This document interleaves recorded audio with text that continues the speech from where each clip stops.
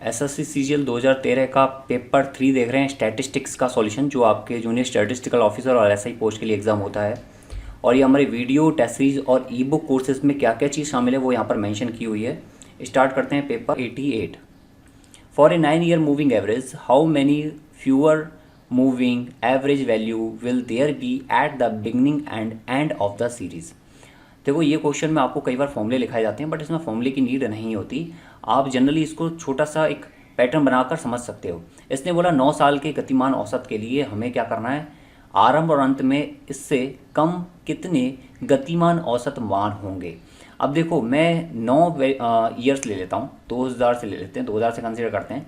2000 सन 2001, 2, 3, 4, 5 और 6, ठीक है, 7 और 8 और 9। अब इसमें अगर हमें 9 साल का मूविंग एवरेज निकालना है तो क्या करेंगे, इस सब का सम करोगे, ये कितना है, ये तो हमने 10 ले लिए हैं, इन सब का सम करोगे तो यहाँ तक सम कर लिया, माना कि ये 9 साल हो गए। इसका सम किस जगह पर लिखा जाएगा, तो ये लिखा जाएगा 2004 के साथ, 2004 के करस्पॉन्ड लिखा जाएगा इन सब का सम जो है, और उसका एवरेज 9 साल का हो गया, इसका एवरेज लिखा जाएगा यहाँ पर। सेम आप क्या करोगे, नेक्स्ट में 1 to 9 लोगे, ये कितने हो गए, 9 साल हो गए, इसका लिखा जाएगा 5 की साइड। तो यहाँ पर आप देख रहे हो 1, 2, 3 और 4, स्टार्टिंग में 4 जो है उसको हमने छोड़ दिया है, तो स्टार्टिंग में 4 छूट जाएंगे, तो ये ऑप्शन गलत हो गया। अब यहाँ पर एक चीज़ कह रहा है कि 4 एट द एंड और आरंभ में 4, यानी कि आरंभ में 4 और अंत में 4 और आरंभ में 4 अंत में 5, तो सिमेट्रिक है कंप्लीटली। ध्यान रखना, ये चीज़ सिमेट्रिक होती है, तो जितना स्टार्टिंग में छूटते हैं उतना ही एंड में छूटते हैं, तो इसका ऑप्शन हो जाएगा फर्स्ट। सेम चीज़ हमने इससे पहले जस्ट क्वेश्चन किया था, जहाँ पर वैल्यू थी आपकी कुछ 6 या 7 वैल्यू थी, और हमने क्या किया था, जस्ट लास्ट के 3 छोड़ दिए थे। तो बेसिकली वो क्या था, वो चीज़ यही थी आपका पार्शल ए। नेक्स्ट इसमें क्वेश्चन है, question number 89। A 6 month moving average forecast is better than A 3 month moving average forecast if demand, यानी कि 6 मंथ मूविंग एवरेज जो है फॉरकास्ट बहुत सही होता है, अच्छा होता है किससे, 3 मंथ मूविंग एवरेज फॉरकास्ट से, अगर कैसी हो, स्टेबल हो। नेक्स्ट इसमें है, ये देखो, इसका मतलब मैं दोबारा से एक चीज़ और बता देता हूँ इसमें, 6 month moving average forecast better क्यों है। अगर यहाँ पर आ जाएगी 12 month moving average forecast better है, तो वो हाँ, वो सबसे ज़्यादा बेटर होगा। उसमें क्या हो रहा है, हम 12 महीनों को एक साथ कंसीडर कर रहे हैं, इसमें क्या हो रहा है, 3 महीने को कंसीडर कर रहे हैं, और इसमें बोल रहा है कि वो हम 6 मंथ को कंसीडर कर रहे हैं, तो कौन सा बेटर होगा, 6 मंथ वाला होगा। अगर जैसे जैसे ज़्यादा टाइम के लिए कंसीडर होगा वो बेटर होता चला जाएगा। तो अगर 12 मंथ के लिए आता है या 9 मंथ के लिए आता है, तो 12 वाला 9 मंथ से बेटर होगा, 9 वाला 6 से होगा, 6 वाला 3 से होगा। सिंपल सी चीज़ है। लेकिन कब, जब इसमें जो स्टेबल है, क्या जो डेटा है वो क्या है, डिमांड जो है वो कैसा है, स्टेबल है। क्वेश्चन नंबर 90 ये कह रहा है कि the relationship between real wage and money wage is given by the formula. Real wage और जो मनी वेज है उसके बीच में फॉर्मूले का क्या रिलेशन होता है, तो वो होता है real wage equal to money wage upon में cost living index in 200। Next इसमें क्वेश्चन है, क्वेश्चन कई बार डायरेक्ट आपको दे देगा वैल्यू और सीधी सीधी आपसे पूछ भी सकता है answer. Frequency distribution of price relative is founded to be, यानी फ्रिक्वेंसी डिस्ट्रीब्यूशन या मूल्य अनुपात का बारंबारता बंटन किस प्रकार का होता है, तो वो होता है पॉजिटिव टाइप का। जो frequency distribution of price relative है वो किस टाइप का होगा, वो होता है हमेशा पॉजिटिव स्क्यूड, पॉजिटिव टाइप का होता है। नेक्स्ट इसमें क्वेश्चन है, question number 92। The formula use to convert chain based index number CPI, chain based index number, into fix base index number FBI मतलब फिक्स बेस्ड इंडेक्स नंबर। तो question में आपको हो सकता है CBI FBI दे दे, ठीक है, तो वहाँ पर आपको पुलिस वगैरह नहीं लगानी, सिंपल सा क्या करना है, इस क्वेश्चन में आपसे पूछा है इसमें कनेक्शन क्या है, कौन सा फॉर्मूला यूज करेंगे, तो इसमें हो जाएगा ये वाला, current year CBI into previous year FBI equal होगा किसके, करंट ईयर FBI के, ठीक है। या फिर आप इसको इस तरह से फॉर्मूले को याद कर सकते हो कि करंट जो FBI करंट ईयर के लिए और FBI प्रीवियस ईयर के लिए इनटू 100, ये बराबर होता है किस, क्या चीज़, जो करंट ईयर के लिए CBI, इसके। सिंपल सी बात है। तो यहाँ पर क्या किया है इसने, FBI जो प्रीवियस ईयर के लिए था इसको मल्टीप्लाई करके अपन 100 कर दिया है, तो आपसे क्या निकाल कर लिया है इसने, FBI for current year. Next इसमें क्वेश्चन है, ये सीधे सीधे फॉर्मूला बेस्ड क्वेश्चन है। नेक्स्ट इसमें क्वेश्चन है, क्वेश्चन नंबर 93। क्वेश्चन नंबर 93 कह रहा है कि the index number which are extremely helpful in studying the level of physical output in an economy are. इसने बोला किसी अर्थव्यवस्था में भौतिक उत्पादन के स्तर का अध्ययन करने के लिए अत्यधिक सहायक सूचकांक इनमें से कौन सा। तो देखो पहला वाला जो है प्राइस इंडेक्स, ये डिपेंड करता है प्राइस पर, ये करता है वैल्यू पर, लेकिन क्वांटिटी करता है वेट पर, यानी कि ये वेटेड है तो इसकी ज़्यादा वैल्यू होगी, ये क्या होगा, मोर हेल्पफुल होगा, बहुत ज़्यादा हेल्पफुल होगा स्टडी करने के लिए। नेक्स्ट इसमें क्वेश्चन नंबर 94, ये कह रहा है कि the following trend line equation was developed for a annual sale from 1995 to 2001 with 1995 equal to 1, और आपको दिया है YP, यहाँ पर आपको जो है सेल की इक्वेशन दी है। In which year were the sales predicted to be 2,71,44,000।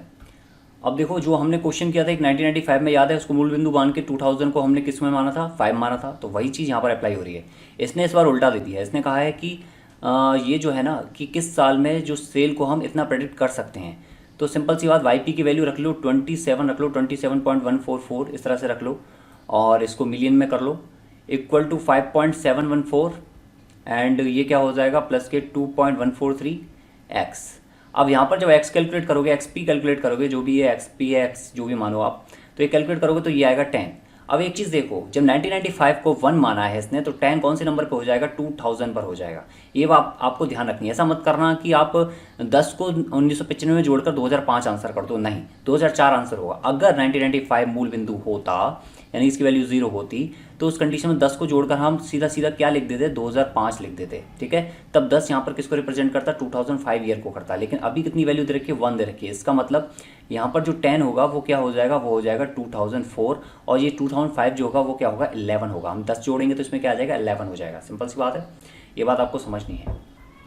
Question number 96 है, ये 95 है क्वेश्चन नंबर। ये क्वेश्चन कह रहा है expressing the given series of index number as a percentage of the index number of the time period selected as the new base year is called। इसमें basically क्या कर रहा है वो, इंडेक्स नंबर जो है उसको न्यू बेस ईयर के रूप में सेलेक्ट करा, तो क्या कर रहा है, बेस शिफ्ट कर रहा है, तो बेस शिफ्टिंग, ओके, इसको क्या बोलेंगे, बेस शिफ्टिंग बोलेंगे। नेक्स्ट इसमें क्वेश्चन नंबर 96, क्वेश्चन नंबर 96 कह रहा है कि geometric mean of Laspeyres and Paasche index number. ऐसे क्वेश्चन बहुत पूछे आते हैं एग्जाम में और हर साल इसमें रिलेटेड कोई ना कोई क्वेश्चन आ जाता है। अब देखो ज्योमेट्रिक मीन और लास्ट पेयर एंड पासे इंडेक्स का क्या कहा जाता है। तो लास्ट पेयर इंडेक्स क्या होता है, पहले आपको ये पता होना चाहिए कि लास्ट पेयर इंडेक्स होता है equal to sum of P1 Q0। P और Q तो पता है आपको, प्राइस एंड क्वांटिटी है। P1 यानी कि न्यू ईयर के लिए और Q0 यानी कि प्रीवियस ईयर के लिए। 0 यहाँ पर प्रीवियस दिखाता है, 1 यो है न्यू ईयर को दिखाता है। अपॉन में सम ऑफ P0 Q0 इंटू 100, ये लास्ट पेयर है। पाशे क्या है यहाँ पर, पाशे इंडेक्स है ये है sum of P1 Q1 upon में सम ऑफ P0 Q1, ठीक है। अब इसके बाद इंटू 100, सेम चीज़, परसेंटेज बेस्ड है सारे। अब यहाँ पर पूछा है इसका जो है गुणोत्तर माध्य, तो ज्योमेट्रिक मीन यानी कि under root of L into P, ये क्या होता है, तो ये होता है फिशर इंडेक्स। ये क्वेश्चन बहुत बार पूछा गया है एग्जाम में, और आपने फिशर इंडेक्स का फॉर्मूला भी देखा होगा, इन दोनों के मल्टीपल में इंटू बाहर क्या आता है, 100 आता है। तो बेसिकली 100 का स्क्वायर अंडर रूट में हो रहा है, तो बाहर क्या होगा, 100 हो जाएगा। तो फिशर इंडेक्स क्या होगा, इसका जो है गुणोत्तर माध्य होगा। लेकिन अगर आपसे अर्थमेटिक मीन पूछ लिया, ठीक है, यहाँ पर बोल दिया arithmetic mean of Laspeyres and Paasche, तो आप टिक कर दोगे क्या, बाउले इंडेक्स नंबर। ये क्या होता है, ये अर्थमेटिक मीन होता है LNP का, और ये होता है ज्योमेट्रिक मीन। तो आपको ये पता होनी चाहिए दोनों चीज़ें, क्वेश्चन आपसे कुछ भी पूछा जा सकता है। क्वेश्चन नंबर 97 पर आओ। क्वेश्चन नंबर 97 क्या कह रहा है, the weighted arithmetic mean of price relative become Paasche price index number for which of the following weight. बहुत ही सिंपल है यार, ये क्वेश्चन आपको सीधा सीधा पुट करने हैं। अगर आपको फॉर्मूला पता है तो आप डायरेक्ट पुट कर पाओगे, क्या हो जाएगा, P0 Q1। नेक्स्ट इसमें क्वेश्चन नंबर 98, last pair price index number using weight from. Last pair price index जो है, हम उसमें जो वेट यूज़ करते हैं वो कौन से ईयर का, कौन सा वो होता है, करंट पीरियड का होता है, किस पीरियड का होता है, बेस पीरियड का होता है, फोरकास्टिंग होता है, फ्यूचर होता है। तो लास्ट पेयर इंडेक्स का जब आप फॉर्मूला देखोगे प्राइस इंडेक्स का, तो वो होता है sum of P1 Q0 upon में सम ऑफ P0 Q1 Q0। ध्यान रखना यहाँ पर एक वर्ड बोला है इसने प्राइस इंडेक्स, तो हम प्राइस में वेरी कर रहे हैं लेकिन हम क्वांटिटी में वेरी नहीं कर रहे हैं, ठीक है। अब इसमें एक चीज़ देखो, यहाँ पर क्या है, ये Q0 है, इसका मतलब ये जो वेट है वो कौन सा है, वो है बेस पीरियड का, तो इसका आंसर हो जाएगा बेस पीरियड। अगर ये आपसे लास्ट पे क्वांटिटी इंडेक्स बोलता तो इस कंडीशन में P की जगह Q रख देते और Q की जगह पे P रख देते। तो आपको ये बात ध्यान रखनी है कि उसने कौन सा इंडेक्स बोला है, प्राइस इंडेक्स बोला है या क्वांटिटी इंडेक्स बोला है। नेक्स्ट इसमें क्वेश्चन है, इसका क्या हो गया, बेस पीरियड हो गया। नेक्स्ट इसमें क्वेश्चन है, question number 99, Fisher ideal index number formula satisfies. Fisher ideal index number जो है इनमें से कौन से टेस्ट को सेटिस्फाई करता है। मैं इसका आपको बहुत अच्छे से बताया हुआ है, जितने भी इंडेक्स नंबर हैं मैंने बताया इनमें से कौन कौन से किस किस टेस्ट को सेटिस्फाई करते हैं। आपको सिंपल सा पढ़ना है और कुछ नहीं। अगर आपने पढ़ रखा है तो बहुत अच्छी बात है, डायरेक्ट आंसर टिक होता है इसमें। ये तो जो है फैक्टर रिवर्सेबल टेस्ट है इसको भी सेटिस्फाई करता है, और टाइम रिवर्सेबल टेस्ट है इसको भी सेटिस्फाई करता है। सर्कुलर टेस्ट को सेटिस्फाई नहीं करता। यहाँ पर थोड़ा मैं एडिशनली बता देता हूँ, इसका आंसर तो हो जाएगा 1 और 2 यानी कि ऑप्शन नंबर डी। अब इसमें मैं एक चीज़ बता देता हूँ कि जो FRT है उसको कौन सेटिस्फाई करता है, तो उसको फिशर करता है, ठीक है, फिशर। बेसिकली इसमें वैल्यू इंडेक्स फॉर्मूला बनता है तो फिशर इसको सेटिस्फाई करता है। TRT जो है, TRT ऑलमोस्ट सभी करते हैं, फिशर करता है, मार्शल एडवर्थ करता है, कैली इंडेक्स करता है, फिशर मार्शल एडवर्थ, कैली इंडेक्स, और आपका simple geometric mean of price relative method, ये सारे जो है TRT टेस्ट को फॉलो करते हैं। और जो आपका सर्कुलर टेस्ट है उसको ओनली कैली इंडेक्स फॉलो करता है, फिशर नहीं करता है। तो इसमें जो आपसे पूछा था कि फिशर इनमें से कौन कौन सा करता है, तो फैक्टर एंड टाइम रिवर्सेबल करता है। मार्शल एडवर्थ का पूछा जाए तो ओनली TRT को करता है, और कैले का पूछा जाए तो कैले जो है TRT और CT को करता है। और यहाँ पर अगर आपसे टेस्ट वाइज पूछा जाए तो भी आप आंसर कर पाओगे। नेक्स्ट इसमें क्वेश्चन है, अंतिम क्वेश्चन, क्वेश्चन नंबर 100। ये कह रहा है the following gives group index number and corresponding group weight with regards to cost of living for a given year. What is the value of the overall cost of living index number for the year. यहाँ पर आपको group दिया है, index number दिया है, wait दिया है, और आपसे पूछा है, ठीक है, living cost of living index number पूछा है। कैसे करोगे, सिंपल सा फॉर्मूला क्या होता है कॉस्ट ऑफ लिविंग इंडेक्स का, कॉस्ट ऑफ लिविंग इंडेक्स, इसका फॉर्मूला होता है सम ऑफ IW अपॉन में I क्या है इंडेक्स नंबर, W क्या है weight, upon sum of W, weight का डिवाइड कर देते हैं। तो यहाँ पर क्या कर लोगे, सबका मल्टीप्लाई करके निकाल लोगे सम ऑफ IW, जो कितना आ जाएगा 2740 आ जाएगा। सम ऑफ W कितना है, 5 और 2 7 और 3 10, डिवाइड करने पर 274 क्या हो जाएगा, इसका परफेक्ट आंसर हो जाएगा। क्या आ जाएगा, इसका cost of living index number आ जाएगा।